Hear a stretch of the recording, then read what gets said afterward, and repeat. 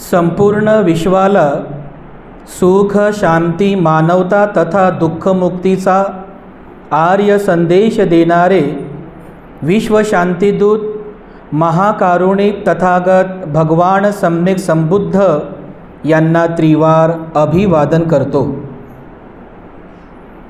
तथागतांनी समग्र मानवजातीच्या दुःखमुक्तीसाठी उपदेशिलेला महान सद्धम्म अर्थात बौद्ध धम्म तथा या सद्धम्माचा अविरतपणे प्रचार आणि प्रसार करणारा तथागतांद्वारा स्थापित सदा पूजनीय भिक्खू संघ, या पूजनीय भिक्खू संघाला त्रिवार अभिवादन करतो।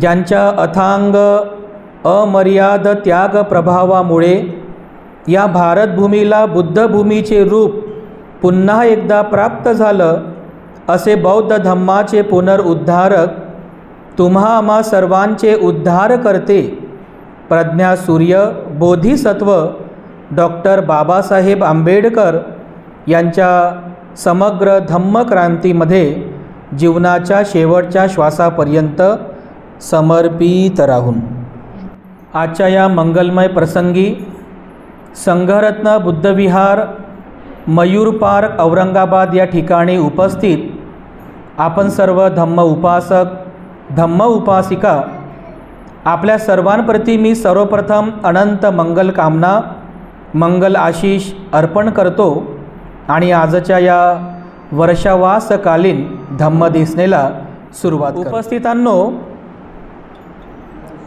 37 बोधिपाक्षीय धम्माचा अभ्यास सदरील वर्षावासाच्या या कालावधीमध्ये आपण करीत आहोत।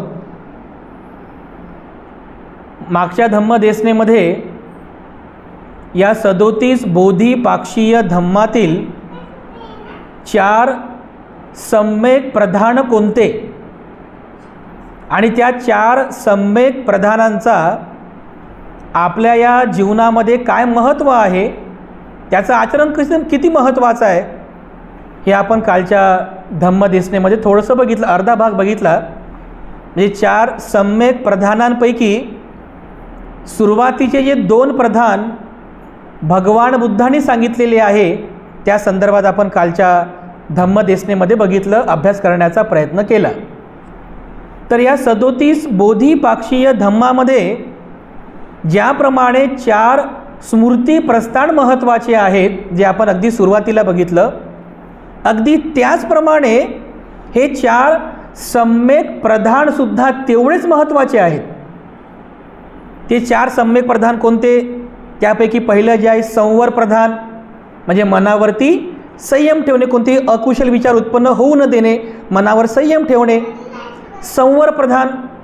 दुसरं आहे संवर प्रधानाच्या नंतर प्रहाण प्रधान, म्हणजे जर अकुशल उत्पन्न झालं, वाईट उत्पन्न झालं तर त्याचं प्रहाण करणे, त्याला नष्ट करणे। 4 सम्यक प्रधानांचा अभ्यास आपण या 37 बोधिपाक्षीय धम्माच्या अंतर्गत करीत आहोत। त्यापैकी पहिलं जे सम्यक प्रधान आहे, प्रधान म्हणजे प्रयत्न करणे, प्रयत्नांची पराकाष्ठा करणे। जेवढं तुमच्यामध्ये बल आहे, जेवढी तुमच्यामध्ये शक्ती आहे, त्या पूर्ण बलाचा वापर, त्या पूर्ण शक्तीचा वापर करून आपण आपल्या मनाला चांगलं बनविण्याचा आणखीन प्रयत्न करीत असतो। तर यासाठी हे 4 सम्यक प्रधान भगवान बुद्धाने सांगितलेले आहेत। त्यापैकी पहिलं जे आहे त्याला आपण संवर प्रधान असं म्हटलेलं आहे।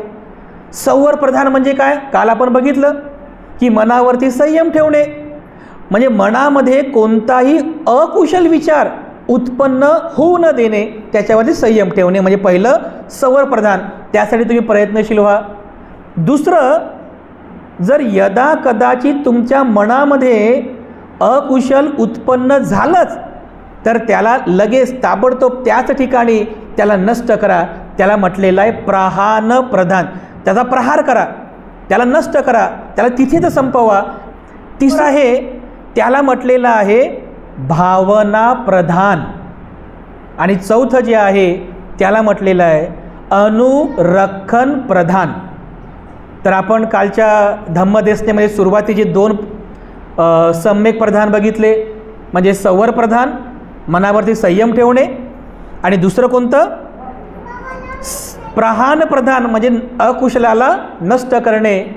आजच्या धम्मदेसनेमध्ये उर्वरित जे 2 जे प्रधान आहेत, सम्यक प्रधान, त्यामध्ये 3ऱ्या क्रमांकाचा आहे भावना प्रधान आणि 4थ्या क्रमांकाचा आहे अनुरक्षण प्रधान. तर भावना प्रधान म्हणजे काय, अनुरक्षण प्रधान म्हणजे काय, हे आपण आजच्या धम्मदेसनेमध्ये थोडंसं जाणण्याचा या ठिकाणी प्रयत्न करू. तर काल जसं आपण पाहिलं, कालच्या धम्मदेसनेमध्ये सुरुवातीच्या 2 प्रयत्नांमध्ये आपल्याला काय करायचं आहे? अकुशल विचार उत्पन्न होऊ द्यायचे नाही याकरिता प्रयत्न करायचे, आणि जर अकुशल उत्पन्न झालेच तर त्याला ताबडतोब नष्ट करायचं आहे. पण आज जे आपण हे 2 प्रधान पाहत आहोत हे याच्या अगदी विरुद्ध आहेत. विरुद्ध म्हणजे काय? सुरुवातीला तुम्ही तुमच्या चित्ताला अकुशल उत्पन्न होण्यापासून परावृत्त केलं, पण फक्त अकुशल उत्पन्न आपलं चित्त झालं म्हणजे परावृत्त केलं तेवढ्यावरच माणूस सुखी होत नाही. म्हणजे जसं आता आपण शील ग्रहण करतो ना, पाणाती पाता वेरमणी सिक्खापदं समादियामी, म्हणजे मी प्राणी हिंसा करणार नाही, म्हणजे माझ्यामध्ये मी अकुशल उत्पन्न होऊ देणार नाही, हिंसा करणार नाही. मग जर हिंसा करायची नाही मग करायचं काय? म्हणजे हिंसा करायची नाही, तुम्ही हाताची अशी घडी करून जरी बसले तर तुमच्याकडून हिंसा होत नाही ना. तुम्ही 24 तास स्वतःला घरामध्ये बंदिस्त करून बसले तरी हिंसा होत नाही आहे. पण तेवढ्यानंच माणसाचं शीलपालन होत नाही. शीलपालन जर करायचं असेल तर सुरुवातीला अकुशल जे आहे त्याचा आपण त्याग केला, तर त्यासोबत कुशल जी आहे त्याची पण उपसंपदा करावी लागेल ना. कुशलला तुम्हाला भरावं लागेल ना. जसं आपण एखादा पाण्याचा माठ आहे, तर पाण्याचा माठ जेव्हा आपण घेऊन येतो तर त्या पाण्याच्या माठामध्ये सुरुवातीची माती चिपकलेली असते, त्याच्यामध्ये घाण असते. आपण डायरेक्ट त्याच्यामध्ये पाणी टाकतो का? नाही. सुरुवातीला काय करतो आपण?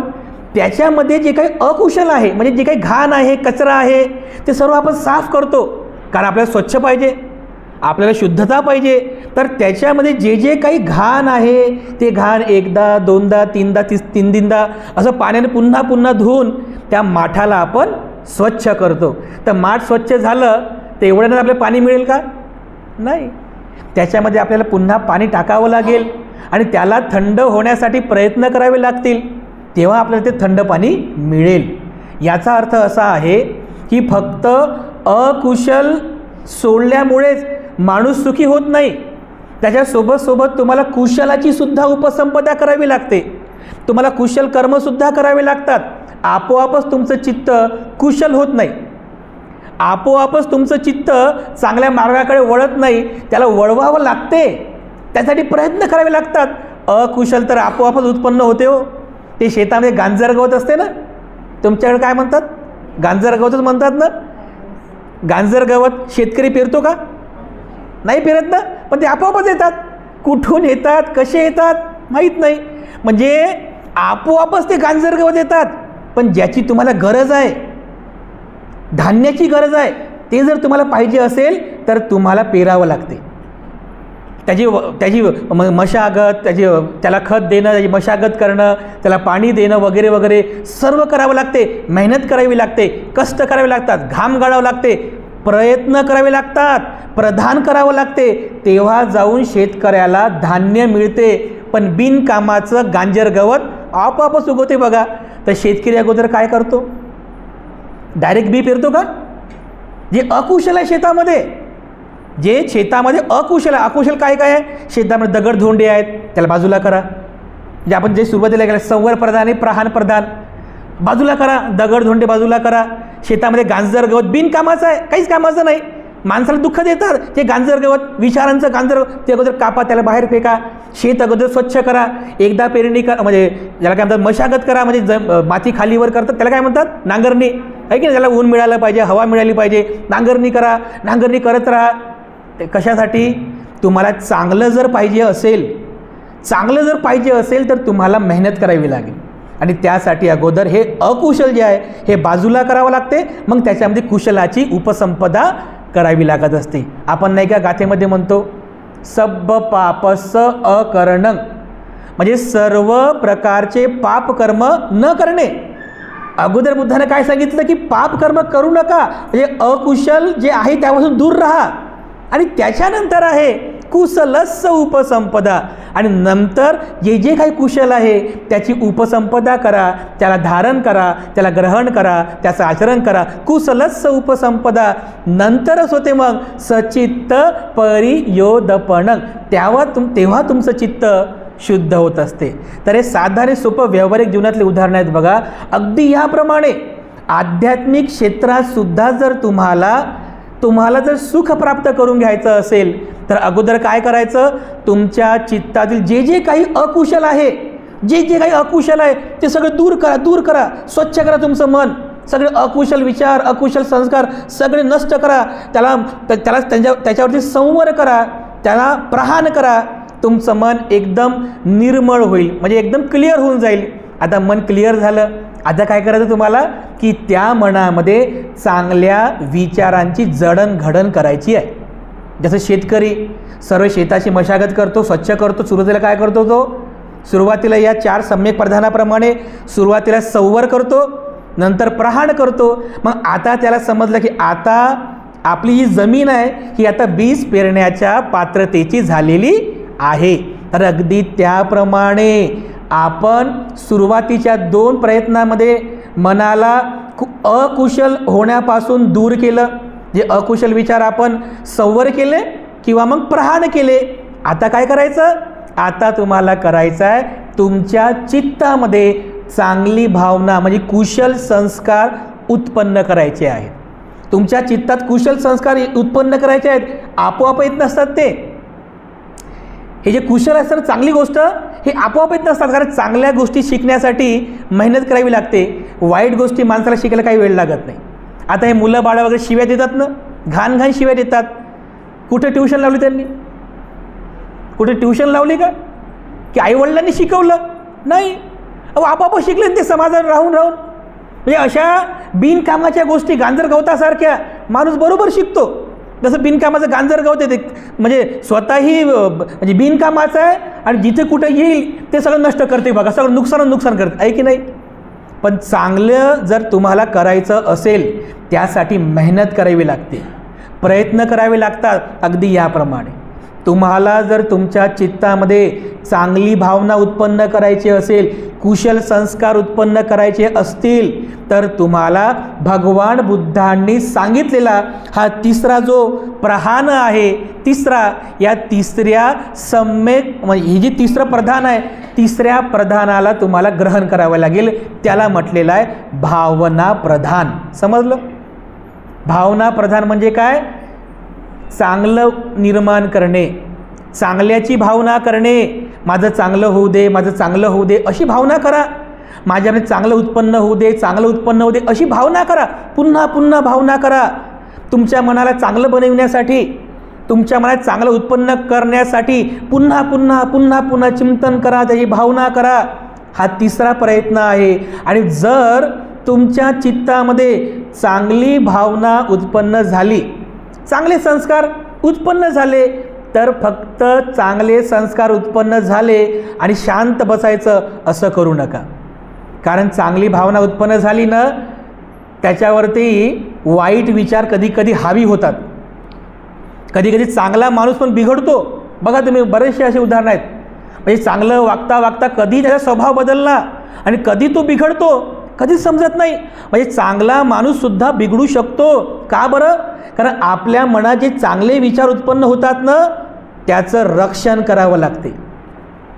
त्याचं रक्षण करावं लागते. जसं एक शेतकरी गांजर गवत काढतो, शेतामध्ये बीज पेरतो, ते धान्य म्हणजे ते रोपटे वर येतात, पण त्याला माहीत आहे फक्त आपण भावना करून चालणार नाही, तर आपल्याला याचं रक्षण पण करावं लागेल. तर तुझ्या शेताला कंपाऊंड बांधतो. बरोबर आहे? शेताला कंपाऊंड बांधतो. कंपाऊंड कशासाठी? कारण जे आपण चांगलं केलं त्याचं रक्षण झालं पाहिजे. अगदी याप्रमाणे तुमच्या चित्तामध्ये तुम्ही चांगल्या विचारांची भावना प्रधान केली, चांगले विचार उत्पन्न झाले तर त्याचं रक्षण करा, त्याचं रक्षण करा, त्याला पुन्हा पुन्हा वाढवा. नाहीतर काय होते, चांगलं उत्पन्न जर केलं पण त्याचं जर रक्षण केलं नाही ना, तर मग वाईट विचार कधी कधी त्याच्यावरती हावी होतात. बघा कधी कधी असं होते, जसं बघा वर्षभर एखादा हुशार विद्यार्थी असतो, हुशार विद्यार्थी अभ्यास करतो, जीव लावून अभ्यास करतो, खूप अभ्यास करतो, पहिला क्रमांक आला पाहिजे म्हणून, आणि ऐन परीक्षेच्या वेळेला असं काहीतरी घडते की त्याचं मन विचलित होऊन जाते. काहीतरी असं घटना घडतात परिवारामध्ये, त्याचं मन विचलित होते, मन कमजोर होते. जे जे काही आपण पाठांतर केलेलं असते ते लक्षात येत नाही, पाठांतर केलेलं लक्षात येत नाही, माहीत म्हणजे लक्षात येत नाही. ते कशामुळे होते, त्याचं आपण रक्षण केलं नाही त्याच्यामुळे हे जे तिसरं आणि चौथं, जे दोन ह्याच्या तिसरं आणि चौथे जी प्रधान सांगितलेलं आहे, भावना प्रधान आणि अनुरक्षण प्रधान, हे सुद्धा तेवढंच महत्त्वाचं आहे. समजलं? भावना प्रधान म्हणजे काय, मनामध्ये चांगलं विचार, चांगले संस्कार उत्पन्न करणे, आणि जर चांगले संस्कार उत्पन्न केले तर त्याचं रक्षण करा, म्हणजे अनुरक्षण प्रधान. असे हे दोन महत्त्वाचे प्रधान आहेत, ज्या संदर्भामध्ये भगवान बुद्धाने खूप चांगला उपदेश केलेला आहे. तर जसं आता सुरुवातीला भावना प्रधान भगवान बुद्ध सांगतात की भावना प्रधान आपण बनावं, भावना करावी. कशाची भावना करावी? भगवान बुद्धांनी तर सांगितलं की भावना करा, चांगले संस्कार उत्पन्न करा, पुन्हा पुन्हा ते संस्कार उत्पन्न करा. पण भावना करायची कशाची? तर या संदर्भात सुद्धा भगवान बुद्ध सांगतात 4 प्रकारच्या भावना करा. 4 प्रकारच्या भावना करण्याचा उपदेश भगवान बुद्धांनी दिलेला आहे. 4 प्रकारच्या भावना. ते 4 भावना कोणत्या आहेत? पहिली भावना आहे दान भावना, दुसरी भावना आहे शील भावना, तिसरी भावना आहे प्रज्ञा भावना, आणि चौथी भावना आहे मैत्री भावना. असे हे 4 भावना भगवान बुद्धांनी सांगितलेले आहेत, जे तुम्हाला दैनंदिन जीवनामध्ये याच्या भावना करायच्या आहेत, याचं चिंतन करायचं आहे. पुन्हा पुन्हा पुन्हा पुन्हा हे माझ्यामध्ये उत्पन्न व्हावे, याचा माझ्यामध्ये विकास व्हावा, मी चांगलं बनावं, माझं मन कुशल व्हावं, याकरिता या 4 प्रकारच्या भावना करत चला तुम्ही तुमच्या दैनंदिन जीवनामध्ये. तर ह्या त्या 4 भावना आहेत. पहिली कोणती आहे? दान भावना. दान करणे तुमच्या दैनंदिन जीवनाचा तो भाग असला पाहिजे. असं एकही दिवस जाऊ नये की तुम्ही त्या दिवशी दान केलं नाही. एकही दिवस असा जाऊ नये की तुम्ही त्या दिवशी दान केलेलं नाही आहे. म्हणजे फक्त भंतेजींना भोजनदान दिलं आपण, तेच दान नाही आहे. याच्या व्यतिरिक्त सुद्धा समजा भंतेजी उपलब्ध नाही आहेत, पण याच्या व्यतिरिक्त सुद्धा दानकर्म आहेत ना, आहेत ना दानकर्म. एखाद्या तहानलेल्या तुम्ही पाणी पाजा बरं, ते सुद्धा दानकर्म आहे ना. एखादा कोणी उपाशी आहे, उपाशी व्यक्ती आहे, त्याला तुम्ही अन्नाचं दान द्या, ते दानकर्म आहे ना. ज्यांच्याकडे बिचाऱ्यांना घालायला कपडे वगैरे नाही आहेत, त्यांना तुम्ही एखादा कपडा दान द्या, ते सुद्धा दानकर्म आहे ना. बरं ते पण जाऊ द्या, एखाद्याला चांगल्या शब्दाचं दान करा, हे सुद्धा आहे की नाही दानकर्म. चांगले शब्द दान करा. एखादा जर कोणी वाईट मानसिकतेमध्ये आहे आणि आत्महत्या करायला चालला असेल, तर तुम्ही काय केलं पाहिजे? त्याला चांगल्या शब्दाचं दान करा ना. हे दानमय भावना आहे, त्याला चांगल्या शब्दाचं दान करा. नाहीतर मग लोक असतील दान भावना करत नाही, जा मर न जाऊ, काय जगून फायदा आहे तुझा, बा मर, असं नाही झालं पाहिजे. त्याला चांगल्या शब्दाचं दान द्या, त्याला त्याच्या त्या मानसिकतेतून बाहेर काढण्याचा प्रयत्न करा. म्हणजे दान कर्म करा. जे जे काही तुम्ही देता, जे जे काही देता तुम्ही, त्याला दान असं म्हणतात.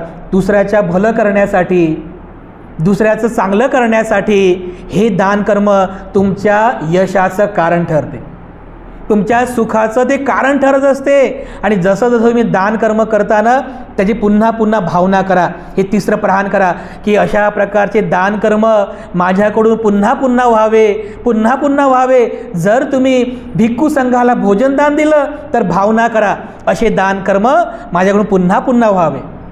तुम्ही चिवराचं दान दिलं तर पुन्हा पुन्हा भावना करा की असे दान कर्म माझ्याकडून पुन्हा पुन्हा व्हावं, हे दान कर्म करण्याची संधी मला पुन्हा पुन्हा मिळावी, अशी भावना करत चला.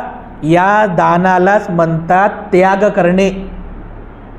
त्याग करणे, तुम्ही त्यागच करता ना. आता बघा, तुम्ही सांसारिक जीवन जगणारे तुम्ही सगळेजण आहात. पती पत्नी, मुलं बाळं, आई वडील, घर संसार तुमचा आहे. तुम्ही तुमच्या सांसारिक जीवनातला वेळ 1-1.5 तासांचा वेळ काढला, तुम्ही इथं आले कशासाठी? तुमचं मंगल करण्यासाठी ना. म्हणजे तुम्ही वेळेचं दान दिलं, हे सुद्धा दान आहे. बघा बरं, 1.5 तासांसाठी तुम्ही घर सोडलं, तुमचं 1.5 तासांचा वेळ तुम्ही इथे येऊन दिला तुमचं मंगल करण्यासाठी, म्हणजे तुम्ही वेळेचं दान दिलं, हे सुद्धा दान आहे. म्हणजे जी गोष्ट तुम्ही स्वतःच्या कल्याणासाठी आणि इतरांच्याही कल्याणासाठी त्याग करता, ते सगळं काही तुमचं दान आहे. त्याग करणे. हे बघा, कधी कधी आपण म्हणतो ना असं की मेल्यानंतर काहीच येत नाही. हो, म्हणतो ना असं, मेल्यानंतर काहीच येत नाही, सगळं इथं सोडावं लागतं. म्हणजे काय की जे काही तुमच्याकडे आहे त्या सगळ्याचा त्याग करून तुम्हाला एक दिवस मृत्यूला प्राप्त व्हायचं आहे, सगळं सोडायचं आहे. मग जर सगळं काही सोडायचं आहे तर सोडण्याची भावना, ती सवय तुम्हाला लागली पाहिजे ना, आहे की नाही?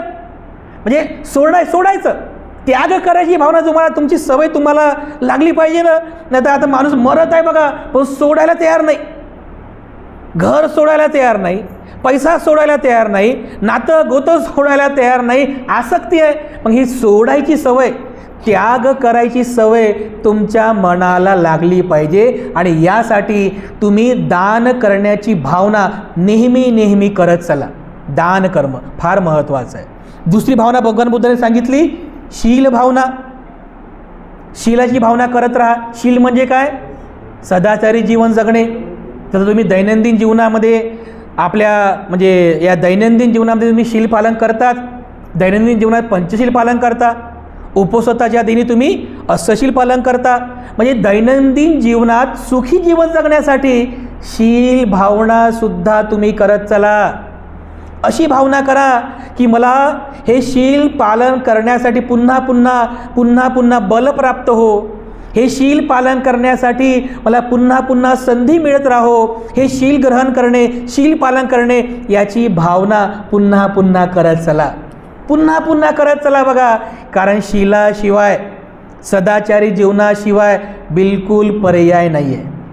जर सुखी जीवन जगायचं असेल तर याशिवाय पर्याय नाही. म्हणून शील भावना करत चला, अतिशय महत्त्वाचं आहे. त्यानंतर तिसरी भावना आहे प्रज्ञा भावना. प्रज्ञा भावना म्हणजे काय? प्रज्ञा याचा अर्थ होतो शहाणपणा. म्हणजे चांगलं काय आणि वाईट काय हे समजून घेण्याचा एक सेन्स, एक बुद्धी, त्याला म्हटलेल्या प्रज्ञा. म्हणजे काय केल्याने माझं भलं होईल आणि काय केल्याने माझी अधोगती होईल, काय श्रद्धा आहे, काय अंधश्रद्धा आहे, काय भक्ती आहे, काय अंधभक्ती आहे, कोणती सम्यक दृष्टी आहे, कोणती मिथ्या दृष्टी आहे, हे समजून घेण्याची एक जी सामान्य बुद्धी आहे त्याला म्हणतात प्रज्ञा.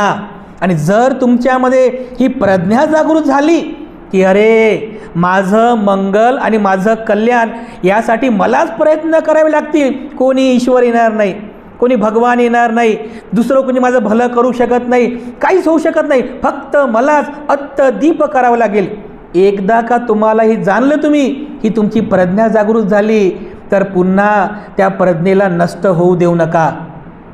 नष्ट होऊ देऊ नका. भगवान बुद्ध म्हणतात की एकतर माणसामध्ये ही प्रज्ञा जागृत होत नाही, कारण माणूस हा म्हणजे कसा आहे, माणूस हा अंधश्रद्धाळू झालेला आहे. अंधश्रद्धा, अंधभक्ती, मिथ्यादृष्टी, ब्लाइंड फेथ यामध्ये फसलेला आहे, कर्मकांडामध्ये फसलेला आहे. मोठमोठे लोक बघा, शिकलेले लोकसुद्धा याच्यामध्ये, या अंधश्रद्धेमध्ये, कर्मकांडामध्ये फसलेले आहेत. भगवान बुद्धाने याचा त्याग केला, तुम्हाला प्रज्ञावान बनवलं. तुम्ही स्वतःच्या डोक्याने विचार करा, चिंतन करा की हा खरं माझ्या कल्याणाचा मार्ग आहे का, हा माझ्या मंगलाचा मार्ग आहे का. ही प्रज्ञा तुमच्यात जागृत करावी लागेल. आणि एकदा का प्रज्ञा जागृत झाली, हा शहाणपणा, तर त्या प्रज्ञेला कमी होऊ देऊ नका. कारण प्रज्ञा नष्ट होणे हे आपल्या जीवनातील सर्वात मोठं नुकसान आहे, खूप मोठं नुकसान आहे बघा. म्हणून प्रज्ञा कमी होऊ देऊ नका, प्रज्ञेचा लॉस होऊ देऊ नका. प्रज्ञेची भावना नेहमी नेहमी करत चला की मी प्रज्ञावान बनावं, माझ्यात प्रज्ञा जागृत व्हावी, माझ्यामध्ये प्रज्ञा जागृत, अशी भावना पुन्हा पुन्हा करत चला. त्यानंतर चौथी जी भावना आहे अतिशय महत्त्वाची आहे, मैत्री भावना. मैत्री भावना मागे पण मी तुम्हाला मैत्री भावनेबद्दल सांगितलं. तुम्ही सकाळच्या सत्रामध्ये करणे सुत्त पण म्हणता, मैत्री भावना करणे. सर्वांचं मंगल हो, सर्वांचं मंगल हो, वैऱ्यांचंही मंगल हो, अशी भावना करा. म्हणजे तुमच्या चित्तातील द्वेष जर कमी करायचा असेल, तिरस्काराचा भाव जर कमी करायचा असेल, तर तुम्ही मैत्री भावना करत चला. ते बघा ध्यान करतात ना, तर ध्यानाच्या शेवटच्या दिवशी मैत्री भावनेचा असतो बघा दिवस, 10वा दिवस. कशासाठी असतो? की तुम्ही आता बाह्य जगतात जाणार आहात. तुम्ही 10 दिवसांपर्यंत इथं बंदिस्त होते बाह्य जगतापासून. आता तुम्ही बाह्य जगतात जाणार तर तुम्हाला तुमचे मित्र तर भेटतील, मित्रासोबत तुमचे दुश्मन पण भेटतील, वैरी पण दिसतील तुम्हाला. तर आता त्यांच्याप्रती द्वेष करू नका. काय म्हणायचं? तुझं मंगल हो, तुझं मंगल हो, ही मैत्री भावना करा. कारण जे लोक द्वेष करतात, जे लोक द्वेष करतात, एकतर द्वेष करणाऱ्या व्यक्तीचं आयुष्य कमी होते, हा त्यांचा लॉस आहे. द्वेष करणाऱ्या व्यक्तीचा वर्ण कमी होतो. वर्ण म्हणजे काय? हे चेहऱ्यावरचा मेकअप, ते आर्टिफिशियल नाही, चेहऱ्यावरचं सौंदर्य. अरे तर मनामध्ये द्वेष असेल तर चेहऱ्यावर का सुख दिसणार आहे का? दिसणार आहे का? नाही, तेच दिसेल सर्व. तुमचा वर्ण कमी होतो, तुमचे सौंदर्य कमी होते, त्याच्यानंतर तुमचं सुखसुद्धा कमी होते. कारण मन अशांत आहे, बेचैन आहे, तुमचं बल कमी होते. आयु, वन्न, सुख आणि बल या 4 गोष्टींचा लॉस होतो फक्त द्वेष केल्याने. म्हणून या 4 गोष्टींचा लॉस होऊ नये आणि तुमच्यामध्ये आयु, वन्नो, सुखं, बल वाढावे, याकरिता द्वेष विरहित होऊन तुम्ही काय करावी? मैत्री भावना करावी. सर्वांचं मंगल हो, सर्वांचं मंगल हो, माझं पण मंगल हो, माझ्या परिवाराचं मंगल हो, माझ्या शेजाऱ्यांचं मंगल हो, माझ्या गल्लीतल्या लोकांचं मंगल हो, नगरातल्या लोकांचं मंगल हो, सगळ्या भारताचं, सगळ्या मानव जातीचं मंगल हो, अशी मंगलाची भावना करा. कशासाठी? द्वेष कमी करण्यासाठी. तर बघा, या 4 प्रकारच्या भावना करणाऱ्यालाच भावना प्रधान असं म्हणतात. आपण काय करतोय? आपल्या चित्ताला चांगली सवय लागावी, चित्ताची चांगल्या भावना उत्पन्न करण्याचा प्रयत्न करतोय. तर ह्या चांगल्या भावना नाहीत का? दान कर्म चांगलं नाही का? नक्की चांगलं आहे ना. दान करणं चांगली भावना आहे, शील पालन करणं चांगली भावना आहे, त्यानंतर प्रज्ञा विकसित करणं चांगली भावना आहे, आणि मैत्री भावना करणं चांगली भावना आहे. तर तुमच्या चित्ताला अशी सवय लावा, दान करण्याची सवय, शील पालन करण्याची सवय, प्रज्ञा विकसित करण्याची सवय किंवा मैत्री करण्याची सवय, अशी सवय लावा, मैत्रीची सवय लावा. नाही तर लोक म्हणतात हां माझं फेसबुकवर 5000 मित्र आहेत म्हणतात. 5000 काय म्हणतात? फेसबुकला माझे 5000 मित्र आहेत, आणि याला जर पैशाची गरज पडली कोणीच येत नाही. बिचारा जर दुःखात असेल कोणीच येत नाही. त्या आभासी जगतामध्ये लोक जगतात. आभासी जग आहे, आभासी. म्हणजे त्या हरणाप्रमाणे, त्या हरणाला वाटते ते मृगजळ दिसते ना की जिथे पाऊस पडत आहे धावत जाते धावत जाते, पण त्याला पाऊसच सापडत नाही. त्या मृगजळाप्रमाणे आहे बघा. खरे मित्र तर आपल्या घरीच आहेत. आपली आई आपला मित्र आहे, आपले वडील आपले मित्र आहेत, आपला भाऊ आपला मित्र आहे, आपली बहीण आपली मित्र आहेत, आपले मित्र जे आपल्यासोबत राहतात फिजिकली ते आपले मित्र आहेत. म्हणजे मैत्री भावना करण्यासाठी सुद्धा तेवढंच महत्त्वाचं आहे की तुम्ही तुमच्या जवळच्या लोकांना मैत्री भावनेने जिंका, त्यांच्यावरती मैत्री करा, आभासी जगतात राहू नका. तर ह्या 4 प्रकारच्या भावना भगवान बुद्धाने सांगितलेल्या आहेत. म्हणूनच या 4 प्रकारच्या भावना करणारा व्यक्ती आपल्या चित्ताला भावना प्रधानाच्या मार्गाने चांगलं बनविण्याचा प्रयत्न करतो, कुशल बनविण्याचा प्रयत्न करतो. एक गाथा जे तुम्ही नेहमी ऐकता, दानं ददन्तु सद्धायं शीलं रक्षन्तु सर्वदा भावना भीरता होंतु गच्छन्तु देवता गता. ही गाथा तुम्ही ऐकता नेहमी आशीर्वाद गाथेमध्ये. पुण्यानुमोदन गाथेमध्ये ऐकता ना, गच्छन्तु देवता गता, तो देवता गतीला जातो. देवता म्हणजे ते नाही, पण बाकीचे ते नाही. देवता गती म्हणजे चांगली गती जाते, त्याला चांगली गती, सुखाची गती मिळते त्याला. तो देवता गतीला जातो, त्याला चांगली गती मिळते, सद्गती मिळते. कोणाला? कोणाला? दानं ददंतु सद्धायं.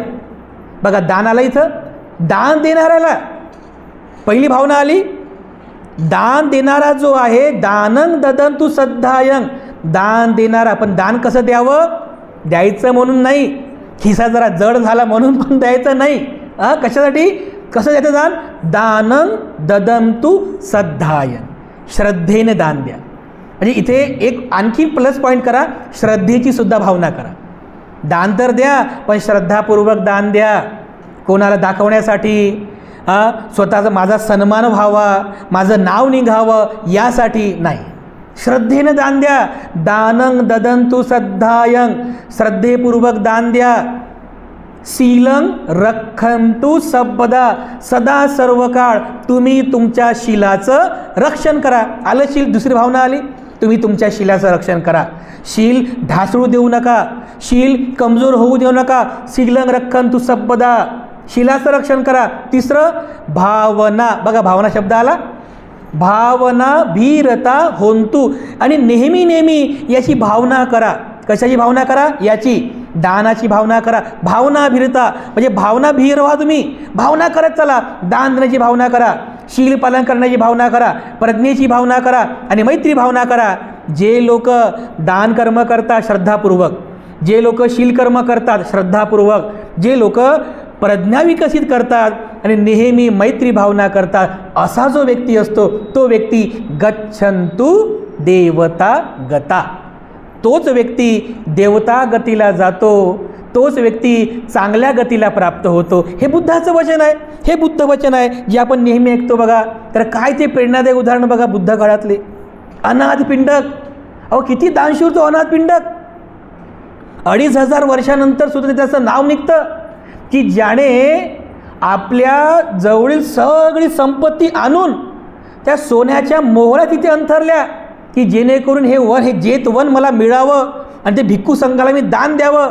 काय ती कथा, तुम्ही सर्वांनी ती कथा ऐकलेली आहे. एवढा तो दानशूर व्यक्तिमत्वाचा अनाथ पिंडक की ज्याने भिक्खू संघाला ते जेतवन दान दिलं. ते जेतवन आजही त्या ठिकाणी आहे बघा. एवढा दानशूर उपासक होता.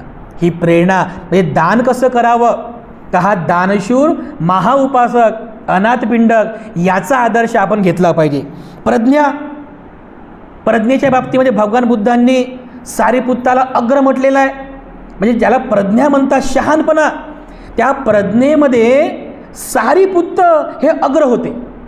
कारण प्रज्ञावान म्हणजे ज्यांना म्हणतात की प्रज्ञावान भिक्षूंमध्ये जे अग्र होते ते भंते सारीपुत्त होते. बघा, सारीपुत्ताचं सुद्धा एक आदर्श उदाहरण प्रज्ञेच्या बाबतीमध्ये आपण घेतलं पाहिजे. मैत्री भावना, जसं काल मी तुम्हाला अंगुलीमालाचं उदाहरण सांगितलं.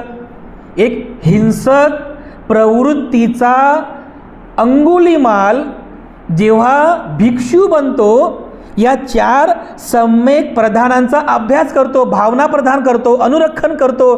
तर बघा बरं, भगवान बुद्ध म्हणतात की भिक्खूंनो, माझा हा जो पुत्र आहे हा पुत्र मैत्रीमध्ये अग्र आहे. बघा, म्हणजे हिंसक अंगुलीमाल मैत्रीमध्ये अग्र झाला. कशामुळं? हे सम्यक प्रधानाच्या प्रयत्नामुळं हे सम्यक प्रधान केलं तर हा मैत्रीमध्ये अग्र होतं. बघा, त्या शीलामध्ये अग्र होते. काही भिक्षू, एक पटीसेन नावाचे भिक्षू होते. बघा, पटीसेन अशिक्षित होते, म्हणजे त्यांना काही शिक्षण नव्हतं, अशिक्षित भिक्षू होते. पण भगवान बुद्धांनी त्याला उपदेश केला, भिक्षू पटीसेनला, आणि केवळ शील पालन करून ते भिक्षू पटीसेन अरहंत झाले, फक्त शील पालन करून. पण कसं? भावना केली, पुन्हा पुन्हा शीलाची भावना केली तर बघा त्या शीलामध्ये ते प्रतिष्ठित झाले, अरहंत झाले. बघा, ते किती मोठं आदर्श उदाहरण आहे. बघा, डॉक्टर बाबासाहेब आंबेडकर उदाहरण बघा. डॉक्टर बाबासाहेब आंबेडकर सुद्धा बोधिसत्व होते, शीलवान होते. जरी आपलं घर दार सोडून ते विदेशामध्ये गेले तरी त्यांनी आपलं शील ढासळू दिलं नाही. शीलवान राहिले शेवटपर्यंत. सदाचारी जीवन जगले बाबासाहेब आंबेडकर, हा आदर्श बाबासाहेबांकडून सुद्धा आपण घेऊ शकतो. विशाखेचा आदर्श आहे बघा, महिलांसाठी विशेष करून. विशाखासुद्धा किती शीलवान होती. पंचशील तर ती पालन करायचीच, पण अष्टशीलसुद्धा पालन करायची बघा. एवढे आदर्श उदाहरण आपल्या सर्वांसाठी आहे. म्हणजे दान कर्म करण्यासाठी, शील कर्म करण्यासाठी, प्रज्ञा कर्म करण्यासाठी आणि मैत्री कर्म करण्यासाठी, ह्या चारही भावना तुम्ही करत चला. यालाच म्हटलेलं आहे भावना प्रधान. या भावनेचं तुम्ही प्रधान करा, प्रयत्न करा शेवटपर्यंत नेहमी भावना करत चला.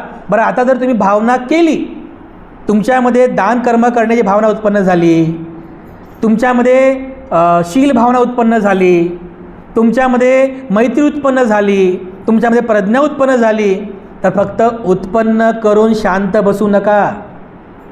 कारण हे कधी पुन्हा कमी होईल आणि याच्यावरती वाईट विचार कधी हावी होतील हे सांगू शकत नाही आपण. जसं म्हणजे शेतामध्ये पेरल्यानंतर त्या म्हणजे ते रोपटे येतात की नाही, त्या रोपट्याच्या मधामध्ये बघा गवत येतात की नाही. त्याला गवताला काढावं, त्याला काय म्हणतात तुम्ही? निंदन करणं म्हणता ना. काय म्हणतात? निंदन म्हणतात ना. बैलाच्या तोंडाला असं ते मास्क लावतात आणि बरोबर त्या मधातून त्या गवताला निंदन करण्याचं काम. बरोबर आहे. अगदी याप्रमाणे बघा, हे तुम्ही चांगलं तर केलं, मनामध्ये चांगलं पेरलं, पण कधी असे काही प्रसंग येतात किंवा असे कधी वाईट विचार तुमच्यावर हावी होतात. या भावना कमी होतात बघा, या भावना कमी होतात. त्याच्यामुळं जर तुमच्यामध्ये या भावना उत्पन्न झाल्या, तुमच्यामध्ये चांगलं कुशल उत्पन्न झालं, तर त्याचं रक्षण करा. त्यालाच म्हटलेलं आहे अनुरक्षण प्रधान. श्रद्धा जर उत्पन्न झाली तुमच्यामध्ये, एकतर बघा भगवान म्हणजे बुद्ध काळातले बरेचसे उदाहरणं आहेत. एकतर श्रद्धा उत्पन्न होत नाही. भगवान बुद्धाच्या काळामध्ये असे अनेक लोक होते की त्यांच्या मनामध्ये भगवान बुद्धांप्रती श्रद्धाच नव्हती. म्हणजे एकतर बुद्धांप्रती श्रद्धा उत्पन्न होत नाही, पण यदा कदाचित तुमच्या चांगल्या कर्माने तुमच्यामध्ये बुद्ध, धम्म आणि संघाप्रती जर श्रद्धा उत्पन्न झाली, तर त्या श्रद्धेचं रक्षण करा.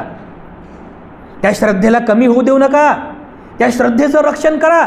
कारण जर श्रद्धा उत्पन्न झाली असेल आणि ती जर श्रद्धा कमी झाली, तर ते तुमचं जीवनातलं सर्वात मोठं लॉस आहे बघा. सर्वात मोठं लॉस आहे. काय ते श्रद्धावान लोक होते हो भगवान बुद्धाच्या काळामध्ये. तर बुद्धाला पाहिल्याबरोबर काही लोक बुद्धाला असे हात जोडायचे, अगदी पाहिल्याबरोबर, आणि हात जोडून खाली बसून असे म्हणायचे की भगवान आजपासून आपला आजीवन उपासक म्हणून मला स्वीकार करावं. अगदी पाहिल्याबरोबर श्रद्धा उत्पन्न व्हायची बघा. तर आपण तर नक्की श्रद्धावान आहातच, आपण सर्व श्रद्धावान आहात, पण या श्रद्धेला आणखीन वाढवलं पाहिजे. या श्रद्धेला द्विगुणित केलं पाहिजे आणि त्यासाठी तुम्हाला अनुरक्षण प्रदान करणं अतिशय महत्त्वाचं. अनुरक्षण प्रदान, त्या श्रद्धेचं रक्षण करा. त्या श्रद्धेला ती श्रद्धा कमी होणार नाही याकरिता तुम्ही नेहमी प्रयत्न करत चला. आणि याकरिता अनुरक्षण प्रदान करणंसुद्धा तेवढंच महत्त्वाचं आहे. एक उदाहरण या बाबतीमध्ये सांगतो. राजा अजातशत्रूचं उदाहरण आहे. राजा अजातशत्रू, त्या राजा अजातशत्रूने म्हणजे बिंबिसाराचा मुलगा अजातशत्रू, त्या अजातशत्रूने या 4 सम्यक प्रधानाला जाणलं नाही. म्हणजे माझ्यामध्ये अकुशल उत्पन्न होत आहे, त्याला संवर करायला पाहिजे, त्यानं जाणलं नाही. मग ते संवरच जाणलं नाही तर ते प्रहान कसं करेल, आणि प्रहानच केलं नाही तर मग त्याची भावना कशी करेल, अनुरक्षण कसं करेल. तर त्याच्या मनामध्ये त्या देवदत्ताने अकुशल विचार भरला. तर बिचारा त्या अजातशत्रू राजाने आपल्या जन्मदात्या पित्याची हत्या केली बघा. एवढं मोठं अकुशल झालं. तर त्याच वेळेस जर त्याने अकुशलाचं संवर केलं असतं, त्याचा प्रहाण केला असता, तर कदाचित त्याच्याकडून पितृहत्येचं पापकर्म घडलं नसतं. शेवटपर्यंत तो त्या म्हणजे जे कर्म त्याच्यासोबतच होते बघा. आणि भगवान बुद्धसुद्धा म्हटले की भिक्खूंनो, हा जो राजा अजातशत्रू आहे ना, हा अजातशत्रू राजा जर याने आपल्या पित्याची हत्या केली नसती तर याच जन्मात याच ठिकाणी त्याच्यामध्ये धम्मचक्षु उत्पन्न झाला असता. बघा एवढं मोठं त्याने पापकर्म केलं. म्हणून आपल्याला संवर जाणता आला पाहिजे. अकुशलाचा संवर करा. त्याला प्रहान कसं करावं प्रहान करता आलं पाहिजे. त्यानंतर तुमच्या चित्तामध्ये चांगलं उत्पन्न करण्यासाठी कुशल उत्पन्न करण्यासाठी नेहमी भावना करा आणि कुशल उत्पन्न केल्यानंतर त्याचं रक्षणसुद्धा करण्याचं काम हे तुमचं आहे. बघा असं हे 4 सम्यक प्रधान आपल्या जीवनामध्ये महत्त्वाचे आहेत. बघा आपल्या या जीवनामध्ये हे 4 सम्यक प्रधानाचा अभ्यास करूनच एक साधक दुःखमुक्तीच्या मार्गाकडे जातो. एक बोधिसत्व याच 4 सम्यक मार्गाने आपलं चित्त शुद्ध करतो, अकुशलापासून विरत होतो आणि चित्ताला कुशल करतो. अशा पद्धतीने आपणही हे 4 जे सम्यक प्रधान आहेत हे 4 सम्यक प्रधान आपण सदैव जाणण्याचा प्रयत्न करावा. आपल्याकडे बघा हे मोबाईल आहेत ना, हे जे मोबाईल आहेत हे मोबाईल जे आहेत ना आपलं जीवनसुद्धा या मोबाईलप्रमाणेच आहे. आपलं जीवनसुद्धा या मोबाईलप्रमाणेच आहे. जर तुम्ही तुमच्या मोबाईलला 4 सम्यक प्रधानाने जर तुम्ही मोबाईलला वागवलं नाही तर तुमचा मोबाईलसुद्धा अगदी खराब होतो. बघा तुम्ही तुमच्याकडे जे मोबाईल आहेत तर त्या मोबाईलचं तुम्ही संवर करता की नाही. संवर म्हणजे काय? संयम ठेवणे. कोणापासून? अकुशल कर्मापासून.